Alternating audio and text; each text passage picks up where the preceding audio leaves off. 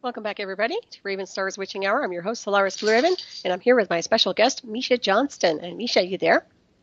Hi, yes, I am here. Yay! Saved by the cell phone. So, you had asked me to talk about the Melinda, but I did want to share one thing before, or you can remind me and I'll do it afterwards. But there was one other missing time I wanted to talk about. Oh, yeah, let's cover that first then. Okay, yeah, because it was quite a few years prior to that. So that was in '69. I was accessed again, and this time, what they actually did was give me a call in the morning. I found this out. Now, I did not know before. The only memory I had, once again, was for like this was almost an 8 months period, was that I met somebody in a restaurant. They said, I need a ride to San Francisco. I said, I'll take you, and that was that. That's just not like me. I mean, I had a job.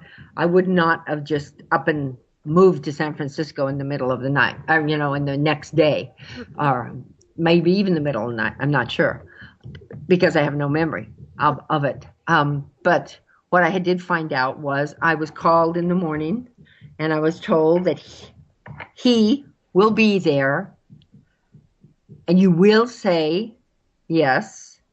And that was it, basically. It started with kind of like some of the ringing in the ears I get, but on the phone, and then they gave me this code, and that was it. So indeed, somebody did come into a restaurant I was sitting at, and they said, I need a ride to San Francisco. And I said, I will take you. And we were off and gone. And so there, they have Bohemian Grove. And I have memories of Bohemian Grove. I have memories of a lot of ritual stuff going on in that time. That was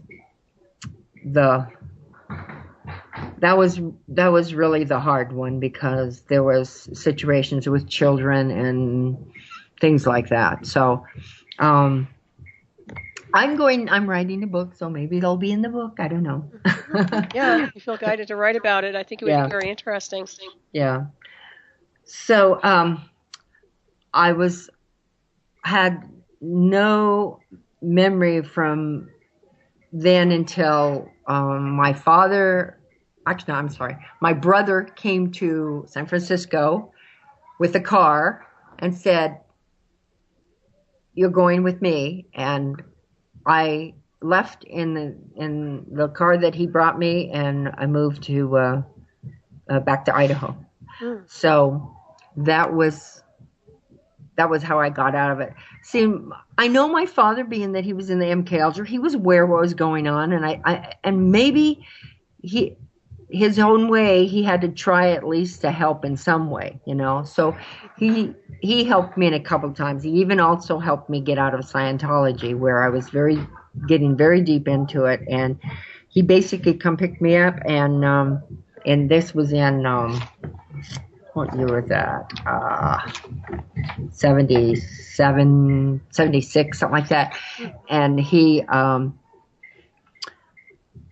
deprogrammed me, basically, kind of took me away. He pretended that he thought he'd like to go check it out, and then he went to a meeting, and then he took me to his motel room, and there was somebody else there, and I was basically deprogrammed right then, and I never went back again. So anyway, these kind of things periodically kind of pop up in my life. They access me when they needed.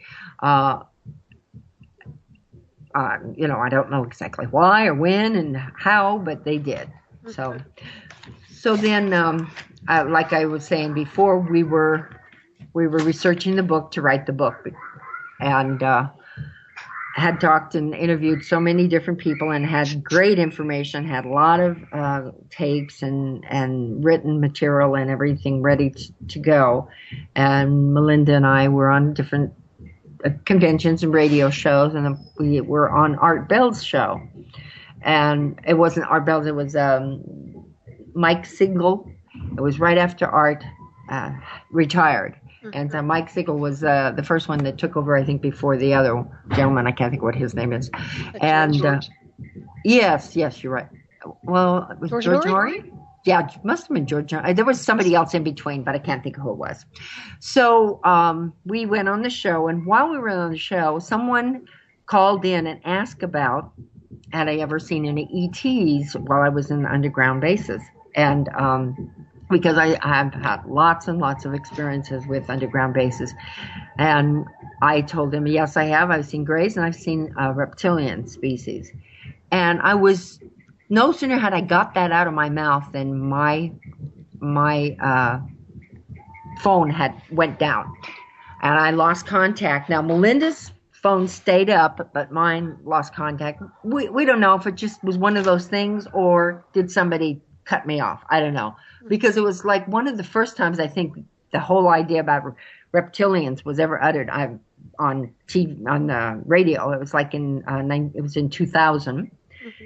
And so, there wasn't too much reptilian word talking at that time. So I just kind of feel that it was. Because especially what happened afterwards. So we finished the show. I did finally get back onto the show after about 25 minutes. And we finished the show. And then she was stayed over because we were going to be having a convention that we were going to be speaking at. So we were working on that. So she stayed over the next day to my house. And then that night when we went to bed, the next morning I walked out to my living room where she was sleeping on my couch, and I saw my coffee table had been broken. I told her, "What happened to my coffee table, Melinda? It's broken." And she said, "I don't know. I have no idea. I mean, I didn't break it. I don't know how it could have broke." And basically, it was just very short and sweet, and it was like she had to get back to Laguna Hills, and so she took off and she left within 20 minutes of getting up. And it was just very odd because we were dear friends, and it's not the kind of thing you do. So she started feeling really weird when she was there back home, and I was really feeling weird, and so I went and got a regression because I thought something happened and I don't know what it is.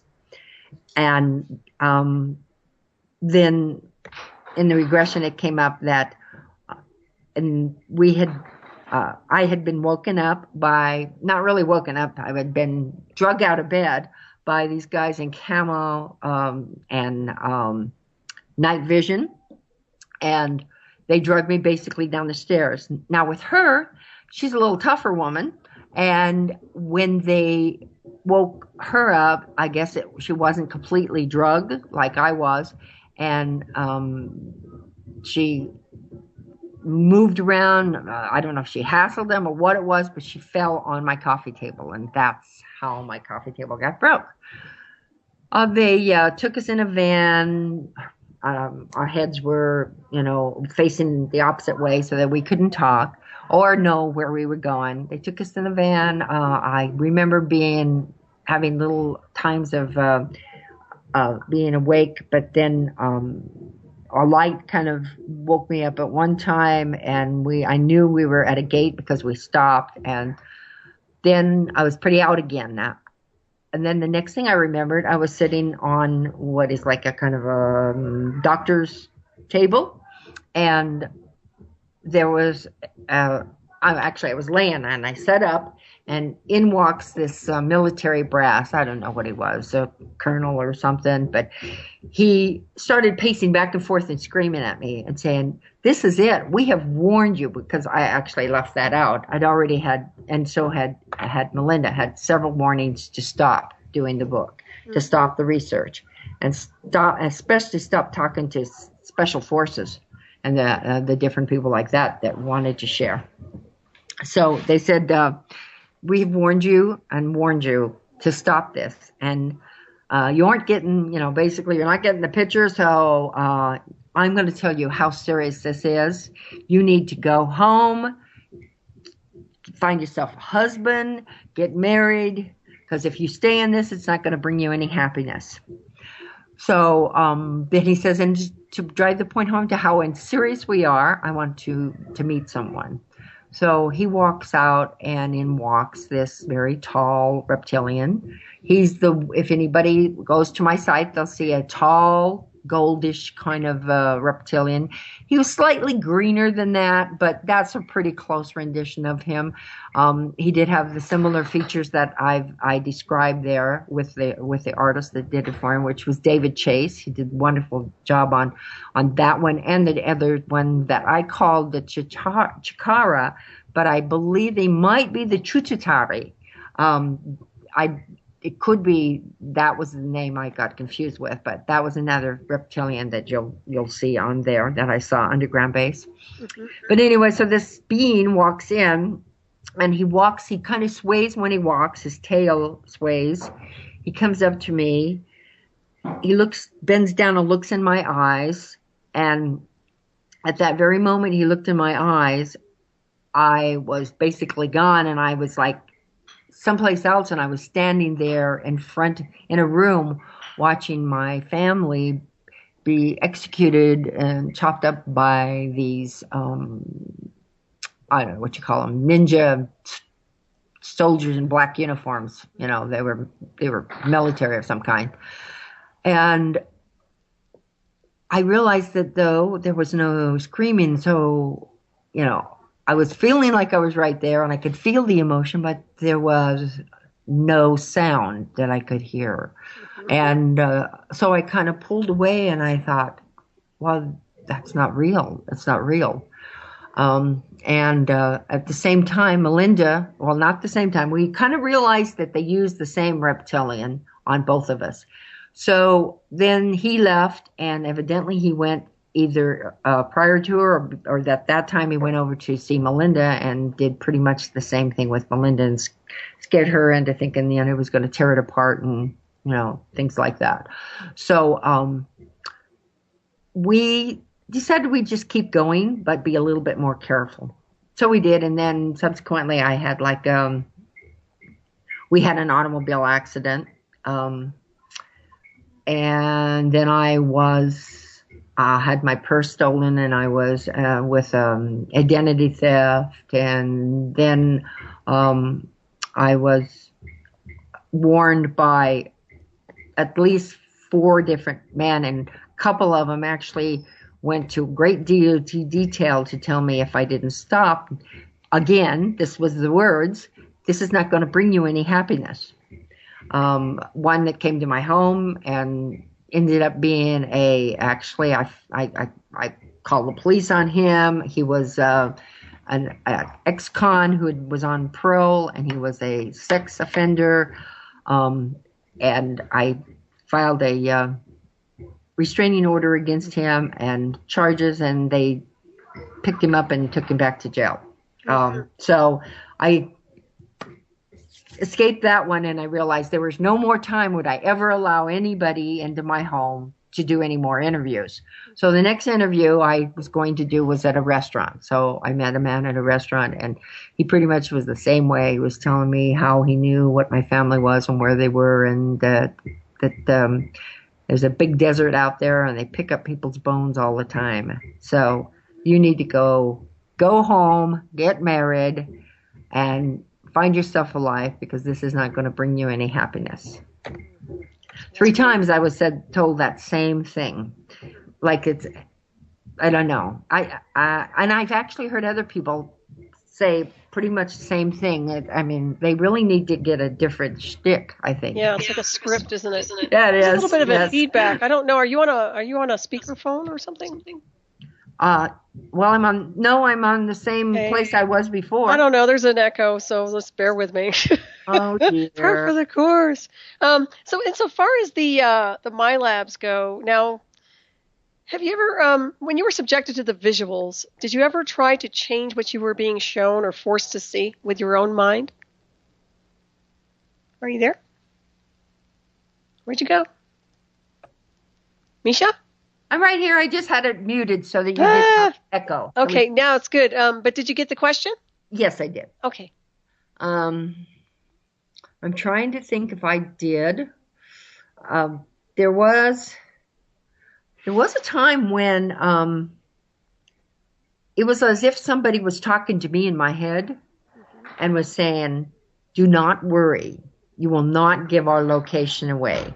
And I'm again jumping around a little bit, but during some of my MyLab and subsequent experiences, I found in 1989 a different type of reptilian came into my life. One that was very, very positive. This was a galactic being versus the ones that are Terrans that are here. And he, in several times, he actually saved me. One particular time, he absolutely saved me from death. And he was pretty much my protector. Um, he also is one of the lives I've had. Actually, two of the lives I have. He is a spouse of mine. He is about 7.5 foot tall, avocado green reptilian being with 4 fingers, actually 3 fingers, and then the appendage like a thumb. He's has a it's a I guess you could call it kind of like a turtle plate in the front. It's lighter than the rest, and it is part of him. It's part of his body, but I almost think it's something that evolution has put in there as a protection for them as well. So his eyes were yellow, a really beautiful, striking gold yellow color, and of course the vertical pupils. And he was a very unconditionally loving being. And many people have had interaction with him via, some people have had some psychic interaction. Some people have seen him in my home. Some people have seen him around me. Several psychics have told me they've seen him, and they all get the same feeling that is very, very loving, unconditionally loving being. And so he was pretty much my protector. But he also had told me that they had been in war against this group of the what I called the Chikaras for eons, and that they were here assisting people on Earth to fight them, basically. So they had their own bases. And I'm not going to name the city, but they had their own bases, and I knew where they were because I had been to them. He had taken me to them. But so did the government know that I knew. So one particular time they were doing interrogation, because they did that quite often to me. They were interrogating me to try to get information about Ayano's base and his whereabouts. And this voice came in my head, and I felt it was Ayano. And he said, "Do not worry. You will not give away our location." And just then they came in with this kind of really gooey liquid kind of stuff that they made me swallow. And it was like a jello jelly kind of stuff, very nasty tasting. And then another reptilian came up to me and looked in my eyes to try to get more information. And again, he said, "They cannot get it from you. You do not have to worry." So I guess I was a little bit of a double agent myself. So I was getting some information about the negative service to self beings and taking that back to the galactic groups that I was working with. Right. Well, I think that's why there's such an interest with covert intelligence and star seeds, because we're naturally wired to access multidimensional archives of data. So they want to keep track, and they want to make sure that they follow and track these targets. And that's my take anyway. And sometimes they use the interface, like what I had. But I do think it is about the interrogation too, but they're trying to get data without a doubt. And the more I look into this, the more I realize that they are trying to acquire off-world information. And I'm sure they have some, but from what I've experienced, I think a lot of it is convoluted because you're dealing with compromised agents to begin with down in the underground. So a lot of their data is not going to be clean, as far as I can tell. Oh, I agree. Right. And I believe that the ETs, in fact, the reptilians that I remember having these encounters with under the underground base. I'd like to tell you a particular incident, a couple of them actually, that told me that. I was being led by a reptilian, and I was walking beside it, and I saw military guys in, like a dark black uniforms, but like the camo fatigue kind of stuff, a dark black. And they would look at me, but they would never look at him. They'd never look up in his face, never. And I thought to myself, well, that's odd. I know he's there. I know he's there, and he's walking right beside me, but yet they don't even act like he's there. They just look at me. And he said, because they know better, they know that they must respect us, and they know what to do. Then another time, they said, and I can't remember what was leading up to it right now, but they said to me that your hierarchy thinks they're in charge, but they're not, and they never have been. And then, so they just don't know what they got themselves into, and the ETs have given them, their throwaway technology, and now they're kind of stuck. I think that's why they're doing the soft disclosure. They're allowing it to come out. Yeah, I agree. Well, they don't have a choice. I think they're pretty much cornered right now, especially when it comes down to everybody, alternative media or anybody. Actually, we've gotten to the point where there's so many witnesses and so many contactees, so many people that have been inducted with so many different programs that they don't have any place to run and hide, because people are coming out and coming forward. And now we can prove it through the technological interface. We have the developers coming forward. We have people that can back us up. So where are they going to run and where are they going to hide at this point? Now it becomes a facade and a mind game. So I guess the question is, when at some point they need to just surrender, in my opinion, and stop the game. I agree.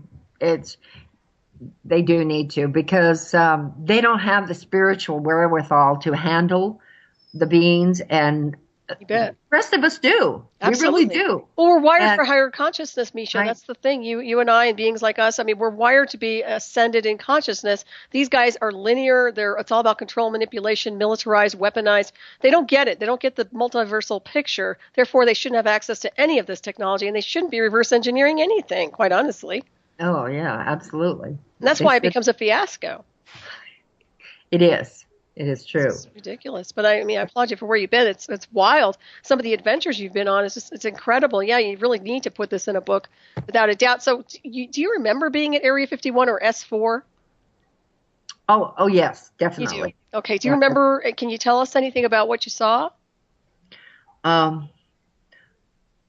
Okay, well, I believe it was S4, definitely, when I saw the reptilians. And I knew specifically there was an experience where I was in an elevator, and going down, the elevator opened, and there were other people. There were other, it's not just me they take tons of people, and then they go and do different things, But at this particular time, there was a fairly full elevator of other people. I could not see anybody other than the people in front of me, but I knew there were other people around me. When elevator doors opened, and I do remember they opened very oddly, but they opened, and then out, we were shuffled out to walk out, and I was, as I was being taken, I looked and I was able to see in front of me my own son, who was like a 13, 14-year-old at that time, being led off by these tall gray beings, and I was being led off by the military. So I knew that I remember seeing that, and the walls were the gray color. There was other times when I remember seeing very dark and dank kind of smell. It just felt like I was almost in a cave. It was different than like the polished walls that I've seen in other times. Then of course I had the rooms where the interrogation, and they were gray walls. I do remember lights up above me though, in the halls. I do remember these lights. So I knew there was no way I was on board a ship. So then I mean, I think there was, and I don't know where I was, but was living in California at the time. I do not know what base they took me to, but I was taken to a base where I call it my memory of the Hell Alley. And in there, that was that very stank, smelly, felt, I know the smell of death because I'd experienced it with the ritual abuse. And I smelled it in that place, and I saw cages in that place of people and alien humans and animal humans and people crying and begging, and it was just horrific. And that place was like a big dark, dense cave, in my opinion. You know, I don't exactly know where that was. I've heard that Dulce has something like that, but I was in California, so I don't know. But underground Well, they all interconnect road, too. They yeah, all interconnect underground, so a lot of yeah. them So it do. was probably underground rail I was taken on. I don't remember any of those. I don't remember a ride, but you know, it was probably early in the abduction, so I was very drugged, so I didn't. Yeah. Well, it's interesting because we're naturally psychic. So if we experience events like this, it's always going to be filtered into our consciousness somewhere in there. It's going to be embedded. And that's what's so interesting about coming through with all these regressions, because then your psychic energy starts to take the helm and starts to reassess everything and filter it out and show you what's been going on. But it's horrific, and that's just terrible. And I'm not surprised to hear that, Miesha, not at all. I've heard enough from other people to know that there's a lot of torturing going on. There's a horrific thing happening to people in the underground, and nobody's understanding what's happening here above ground. I mean, Exactly. they don't get it. They're just making a paycheck and they're working and they're living in La La Land. They don't get it that there's some hardcore crap going on, and that stuff's affecting everybody on the globe. So that's amazing. Just really wild. Well, it is, and you know, there's the missing people, the missing children. Yeah. Well, there you go. These are the horrible things that are happening, and they are happening. Mm-hmm. There's enough of us have seen them that I know that it's not all in our imagination. It's not all in you know, some screen memory or anything. No, it's not delusion like a lot of the handlers like to sit there and smirk and say, "Oh, it's delusional." No, it's not. It's a technological assault program, boys and girls. And I can get real nasty about that. I'm such a warrior spirit. But I would like I would like to ask you now, have you learned how to block these abduction experiences, or have you experienced other people who have learned how to say, like maybe they're sensing they're getting abducted and they block it and push it out so these people can't keep taking them? Well, I'm going to tell you a quick story. For me, in 2001, I had enough. After an automobile, when I was pushed off the road by an unmarked van, you know, on my way back home to visit my family. And then after I had decided right then, I told him I'm leaving. I'm leaving the whole research. I'm not going to be involved anymore with Melinda or the book, and I'm going to get out of it. And when I got back to California, San Diego, and turned my car in, and then I went across town to give out all my books away to somebody else. I had somebody run a light and, you know, spin me around 3 times. He jumps out of the car, and he's definitely military again. And I'm going, God, just leave me alone. So I subsequently went to Melinda and said, I'm sorry, Melinda, I'm turning everything over to you, and I can't do any more. I have to get out of it. I did get out of it. And I had one other horrific thing that propanol was involved in that they did on me, just to give me the, you know, who was boss kind of thing. Now, again, this is back then. It's now many more people are talking about it. It's not the same now. And people can come and talk about it. They can come out and talk about it because it's not the same. But I was given propanol and roofies and some really horrific things done to me. And so I definitely got out of everything. And I was out of it until 2010 when somebody took me to a UFO conference, and I saw Melinda again, and I started back into it. after that. So in 2010 is when I restarted my groups. Excellent. I'm very glad you did. Well, it seems to me also that it seems like the last 10 years, I would say, things have moved drastically insofar as people coming forward with disclosure. And I'm talking citizens disclosure, or even people who have been in the military and decided to come forward. It's really happening. And like I said before, they don't really have much place to run. So what year was that when you all were going through all these horrific experiences again?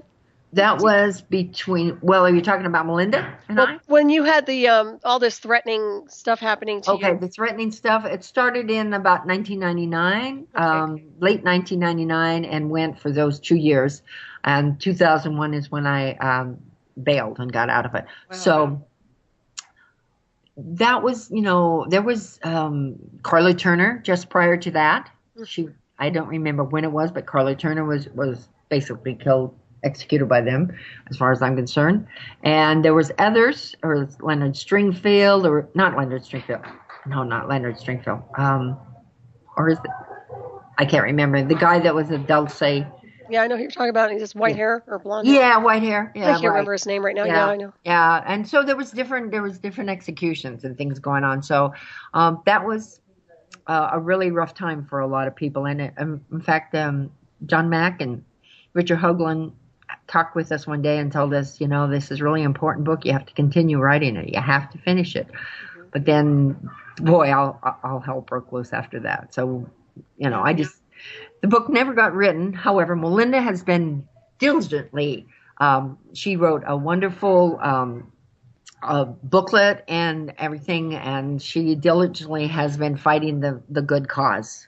Mm-hmm. So I respect her immensely for her continuing on and not getting scared off like I did. Oh, likewise. Well, both of you. I applaud both of you, and of course, Melinda was there at the summit, so that was fabulous. Also, her presentation was incredible. Yeah, I like I said, it's not easy to keep pushing forward, especially when they're trying to bully you and use some sort of a passive harassment. What I call passive harassment. It's just inexcusable at this point. I don't have any tolerance for that kind of behavior. I think that they understand that they need to stand down at this point. But I'm glad that. So is the book out officially? No, unfortunately, the book did not get written. Okay, gosh, you guys, I wish you would. I really wish you would put it together, and maybe you will. You never know. Get that thing rolling, because it seems like it would be a good time. I don't think you'll get any opposition right now.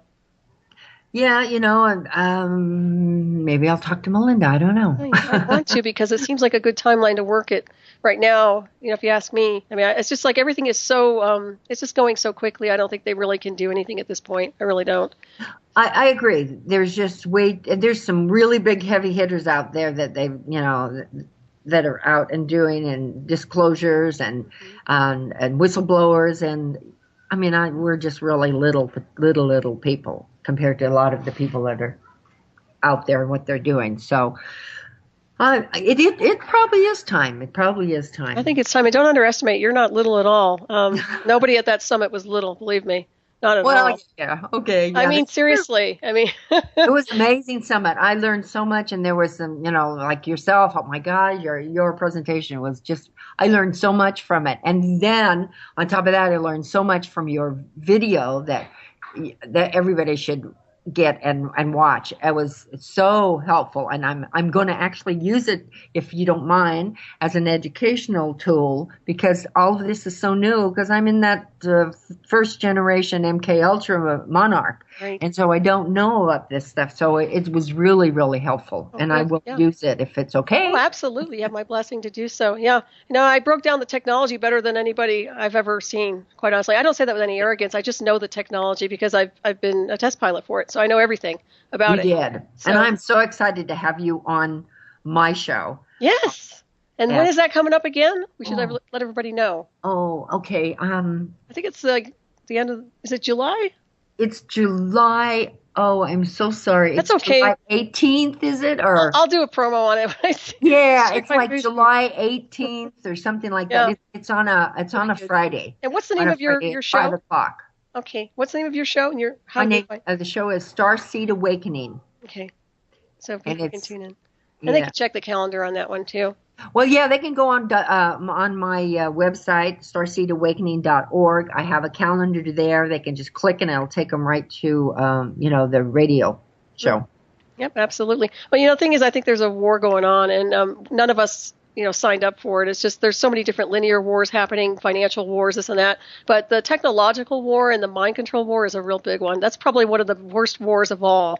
And if we don't get a grip on this and we don't start getting control and taking our power back from these people that are manipulating on a mass level, I think that we're in deep trouble. People have to wake up to this. They do. You know, I don't know how to reach the masses to explain to them. Do you have any idea really what's going on out there? And I'm always sending these things like, who was the guy that has been on I can't think of his name now, but he's the not only whistleblower, but he gave the information out. Snowden. Yeah. I send that out to my other friends and family just to try to show them and wake up a little bit. Look at this. Mm-hmm. Look at what President Kennedy said. I thought it was absolutely amazing that President Kennedy warned us way back then about just what's going on right now. Mm-hmm. And if anybody checks out Snowden and the whole article, there's a wonderful quote from Kennedy that talks about how we've now, how they've got the no accountability whatsoever. Mm-hmm. They have no checks and balances. There's nothing. Right. Yeah, it's lawlessness. What I'm seeing is enforced laws that are created by criminals, and therefore they become null and void because we cannot honor things that are criminal now, can we? So I think the American people, or any people in any global situation, need to take the helm and understand that not everything that is being written is going to be honored, and that goes for laws that are being created and all these crazy things that they're trying to pull over everyone's eyes. But it is education, and unless they're educated, it's really hard to get through to these people. But I appreciate what you're doing, and you are touching a lot of people. You're helping so many. I mean, your groups are awakening people and helping them have some kind of support system, which is huge. I mean, when you think about all the targeted individuals, that's just one aspect of technology. I mean, if they didn't have a place to go, I mean, these people commit suicide. They're forced into suicide by the rest of the programming. MK Ultra. Forced into, taking people out. Yeah, absolutely. Shootings, things like that. Yeah, absolutely. And you can blame that on the controllers, the programmers, and the handlers, but don't blame it on the target.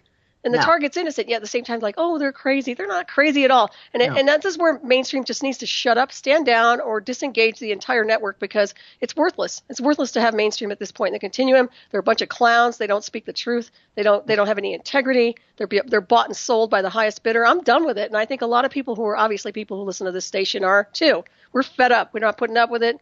It's time to have intelligent people out there, people who are advanced and spiritually evolved, and screw everybody else as far as I'm concerned. That's done. So that's my rant for the day. Yeah, I love it. Exactly. I feel exactly the same identical way. Yes. It's just been too much, too long, and had I known about this when I was a little girl, I probably would have been raised in hell as a kid. But you know what? We didn't know any better when we were growing up. No. You did. You had a sense. Started the church programming right away, and and school programming. Right. It's all programming. Yeah, you go to school on a bus, and then you graduate, and then you go to college, and then hopefully you don't go to jail, because then they'll take you away in another bus. Yeah, again. So, think about right. it. And if you're lucky, instead of a jail cell, you'll get a cubicle. Yeah, really. Yeah, I've been in those. I worked corporate America for a long time. Yeah, look for the cheese. Just look for the cheese. Yeah, it's crazy. That's when they had the old Jurassic Park computers, too. Oh, yes, I know what you mean. Gosh, yeah. It's really interesting. You know what? It feels like we've been gypped sometimes when we go through mind control or any type of programming. It seems like our lives have been washed away and wiped away, and that's very sad. It is, because you know what? I mean, as far as even having a relationship, it's just not, it doesn't happen. Oh, no. I had a great marriage. They took that away from me. And you know what? It's like, that's it. You don't go back and try to recreate, and I'm not going to sit there and play games. And yeah, they pretty much destroyed, but that's what they wanted. I mean, I'm not speaking for myself. I mean, a lot of people get hit the way I do, but it's literally about destroying everything you have and everything you love, and taking you away from every single thing that's supportive of you. So, and right down to invading your mind with a psychotronic artificial intelligence. So, yeah, it's wild, but yep. That's exactly right. And so, so the groups, it's just if it's, like I said, if it's not my group, please for them to find some group. There's Target Individual group, which is absolutely wonderful, Craig's group. And I don't have the call letters right now, but if you can they can just look up Target Individual on Facebook and they can get it, or even on the internet. And then freedom from covert harassment too, right? That's it. That's it. It's freedom from covert harassment. Yeah. Mm-hmm. He was over there at the summit too. I mean, we had a great team of people out there, and we're all trying to help. I mean, these are people that are trying to awaken and help and support each other, and and deprogram people who have been programmed. So, and that's a big deal. It's amazing how we have stepped up to clean up the mess that they've created. Exactly. I mean, we're not getting paid to do that, right? But we're doing it because we're good beings. Right. And someone's got to, right? As far as I'm concerned, they're all fired. So. Yeah. Yes, I'd like them to go be in a cell somewhere. Well, I think they are. They are prisoners. I mean, they're all compromised by their own mind control programs. I don't think they'd be deploying what they're doing if they weren't controlled themselves. But, you're dealing with people who are programmed and toxic and psychotic, and then they're trying to program other people, and then it's a sickening. It's a virus that goes just around the globe. But, they talk about mind control targeting, which is not random, and I don't believe that at all. I believe that people are pre-selected and assessed, and they have done surveillance remotely on people before they decide to tag them and induct them. What's your impression of that? Could you repeat that? Because I turned your mic off because it was a little noisy here. That's okay. I was saying that the mind control targeting is some people would say it's random, but I don't suspect that at all. So what is your impression of mind control being random? I think that they're pre-selecting people and inducting them according to bloodlines or personality or psychic ability. Exactly. All of the above. Yeah, I agree. Completely. Yeah, it's not random. I know I hear that way too many times, like, oh, it's just a random thing. BS it is. Like hell it is. The people that inducted me knew exactly who they were dealing with, and they pre-selected it, me. So, yeah, I just wanted to kind of mention that real quick. So do you see patterns in the cases you've investigated for the experiences you've encountered? I mean, when they all come and talk to you, is there a similar thread in the fabric of their communication? Well, isolation, that is their number one thing. They they feel like they must stay isolated, which is that program that they're going through. And whether it's ET experience or whether it's, MyLab NK Ultra, isolation is the worst enemy for a person. They have to talk and share with people and not be by themselves. And target individuals isolate some of the worst. And I know it's really rough for them, but they have to force themselves to go to a group or get out and talk to people and not just go to work, come home and be tortured, I agree. Well, the sad thing is, and I know why these people don't get out, is because when they hit you with the program, they're running interference the whole time you're trying to talk to other people. So for a targeted individual, it would appear like they're like schizophrenic when they're not. They're actually running. It's so sick the way they do these psychotronic hits. And so literally it gets to the point where it's so difficult for them to look at someone and talk to someone in public because they're getting hit with a broadcast that no one else can hear. It's encrypted. So it's really pathetic. And that's why I expose this crap, because somebody's really getting off on that kind of stuff and they're really harming people's lives. But yeah, I would say, yes, definitely get out there and interact and push through it and fight it and do whatever you can to block it. Exactly. There was somebody who spoke at the conference and he was being targeted all the time he was trying to talk. Yeah. And I just cannot imagine how hard that would be when you're trying to get a point across and do a lecture and they're bombarding you with all kinds of horrible things they say. Well, that's what they did. Yeah, they did that. Yeah, that's why they call them schizophrenic, because, the poor people, they're going through so much hell. Well, and you heard Robert Duncan talking about the EEG cloning, too. And how they do that to create a pseudo symptom of a schizophrenic brainwave pattern. They're creating an alter brainwave function so that when people get an EEG, it will look like they're schizophrenic when in fact they're being hit by a psychotronic program. That's how detailed this crap is, and it's just amazing to me. But when I was hit in 2004, I had to deal with that, but I was dealing with synthetic telepathy and then artificial intelligence with a handler live feed real time. So I had to navigate and multitask and have conversations with people in public the whole time they were trying to program me. And I'll tell you, it's hell. It's a horrific thing that nobody should have to experience. Nobody. And there was no accountability with these people. They walked away. So, if you guys want more information on that, get my DVD. And I'm telling you, Yes. it's for real. It's public record and infuriating when you think about it. How many people walk away after doing such horrific things to other people? I just amazes me. I would never spend my life trying to screw people over on the planet, but I guess some people like to do that. No conscience whatsoever. Yeah, it's like, where's the Yeah. empathy? Where's the compassion? And why can't they just mind their own business? Is really my main thing. It's like, why don't you guys just get a life and stay out of mine? That's my biggest thing. Is like, what's the big deal? Why is there such a big deal about inducting people, programming people, or ruining their lives? It just tells me they have too much money and time on their hands. Oh yeah. Oh yeah. They have tons of trillions of money on their hands that they Yep. could, they don't have to account for it or anything. No. So it's pretty terrible. A license to ruin somebody's life, literally, and everybody's expendable and collateral damage to some degree. So, yeah, when I was looking at the effects of these things, I mean, they can cause serious issues later on, health issues, of course. Even being interfaced with artificial intelligence can make you sick, and it takes away a lot. Takes away a lot. So right down to like your life force, just like splitting it right in half. Anybody says it makes you live longer, I'm not buying that at all. Not at all. Not after where I've been inducted into it. No. No, yeah, well, suicide rate is huge amongst the target individual. Oh, yes, absolutely. Yeah. And then they're all saying they're schizophrenic and their meds made them do it. No, they were pushed. They're basically driven to suicide by the program, some jackass who interconnects them into the program and sits there and hits them with a synthetic dialogue nonstop, and eventually they snap, or they either hurt somebody, hurt themselves. I mean, and what pisses me off the most, Miesha, is the psychological assessments. I'm like, you people are not even qualified. And if I ever see a shrink try to assess this type of technology, I'm going to tell them to stand down. You're fired, because I've had it with that whole area. Nothing but a bunch of goose steppers. So that's where I'm at. So don't get me started. But we are getting ready to wind this up a little bit. I could just talk for hours about this, but Me too. I want to make sure everybody knows how to get in touch with you. Please list off all of your sites so that people can contact you and how they can join your group. Okay. Well, I have starseedawakening.org, and if you go on that site, all of my groups are listed there. So it's kind of the best way to do it is just to go to starseedawakening.org, and I have the Starseed Awakening Facebook group, which is a closed group, but I welcome anyone who is not only an experiencer, but also is feeling like they're waking up and they have a mission, or they need to find out why they're awake and what's going on.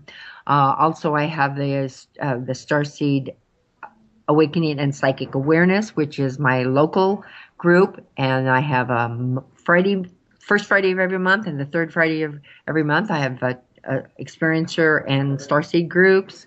I can also find that on my calendar.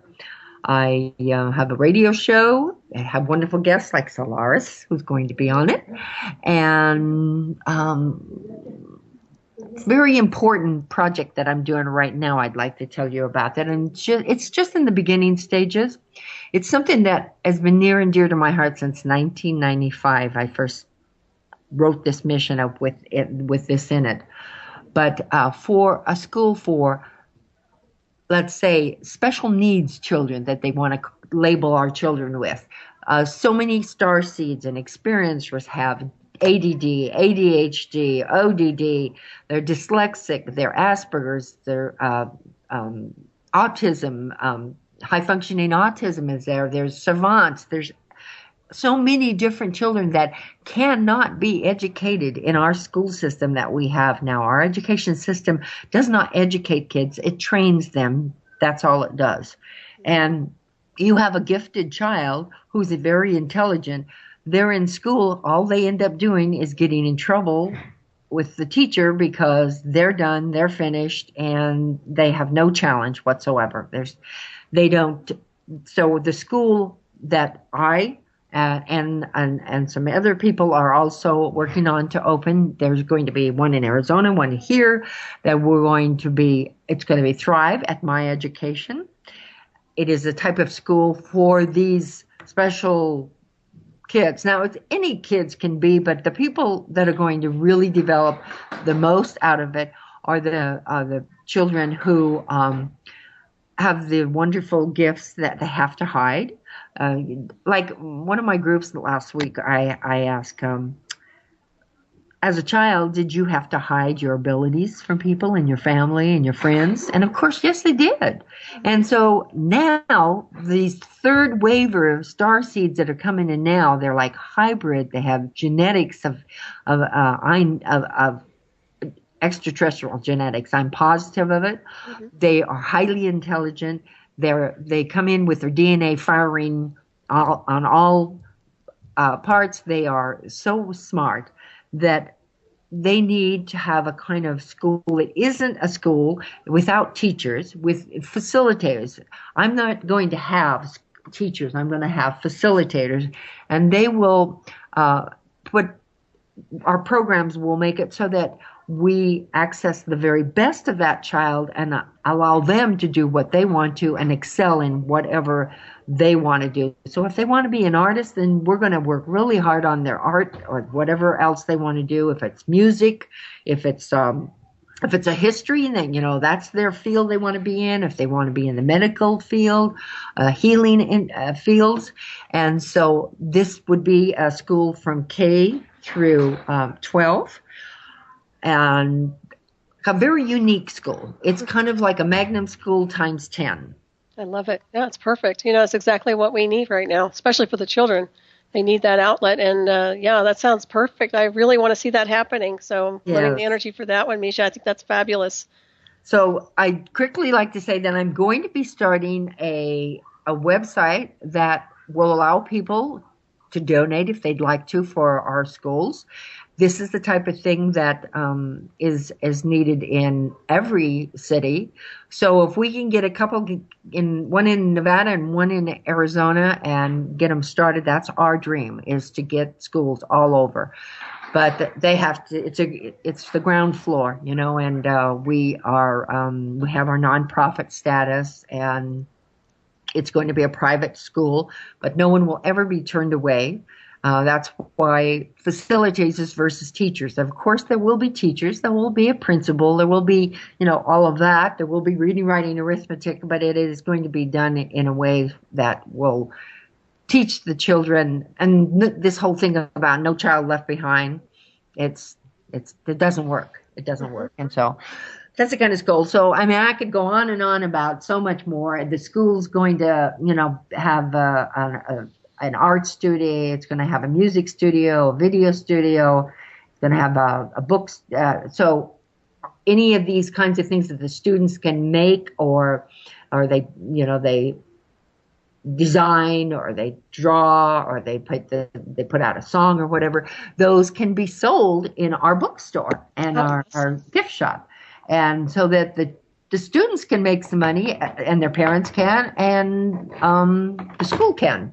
And then we'll also have a healing arts kind of area where the healers can teach as well, but then they also could have their own business there, which is on a paid kind of thing. They would Sounds great. Yeah. Well, listen, Miesha, we're getting ready to wrap this up here. I want to thank you again for being on the show. What a pleasure and an honor to have you on. Thank you so much for joining us. And I would love to have you back very soon to share more information. So, yeah, please come back when you can, because you're just wonderful, and I really appreciate you and what you're doing here. Oh, and so are you, Solaris. Thank you so much for having me, and love to be on the show. And I'm looking forward to you being on my show. Yeah, looking forward to that too. And everybody, I hope you enjoyed the show tonight. And stay tuned for Shiny Side Out with David Dunder and Mickey coming up next to sail you on into the night from down under, of course. And so one more question for you, Miesha, before we get out of here real quick. So I get a sense that the star seeds are actually, I think one of their primary missions here would be helping to deprogram some of the people that have been programmed. Absolutely. Yeah. They're awakening, and they need to help other people wake out of the programming. Mm-hmm. Yeah, that's what I see too. More like a DNA activation on a very love-based, higher consciousness level, opposed to this forced programming.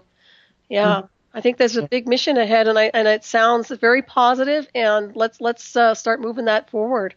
Oh, can I just tell about a convention that's sure? Yeah, go ahead. On July 17th, 18th, and 19th, There's going to be the Awakening Conference, and that is for real encounters. And it is really great because it's going to be UFOs and paranormal, because those interact all the time. People who have UFO experiences also have paranormal, and vice versa. So that show, I'm going to be speaking there, and also going to be having another experiencer group.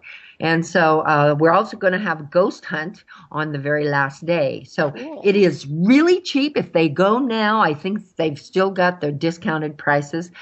It is on my website, so that they just need to go to my website and go to the schedule appearances, and they can pull it up there too. Cool. So ghost hunt. Are you facilitating the ghost hunt? Oh, not me. No, I'm not. Oh, I how did do fun. some of that before, but no, not. No, it's going to be Christina George and some other people. They're going to be doing it. Excellent. So where's the place they're going to be It's looking going for? to be at the Alexis Park, Oh, okay. Excellent. and I don't know if the price is raised, but a few weeks ago it was $40 Oh, for that's like 11, 12 speakers. So it's really, really cost effective if they can get tickets right away. It's before the prices go up. It's going to be a really exciting event. Oh, plus we're going to have a new a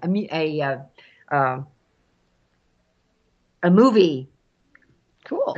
What do you call it? A film crew. A screen. Oh, you are. You're going to film? Yes, because Mr.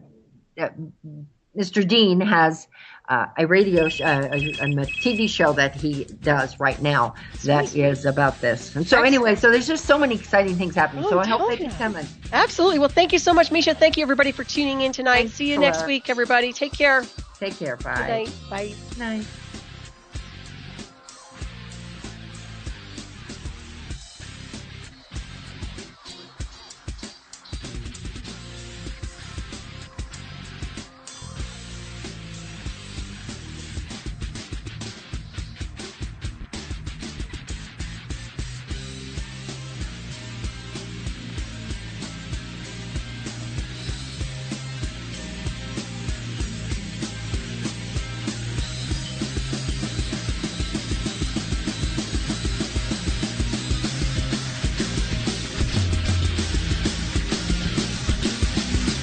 Thank you for listening to Revolution Radio.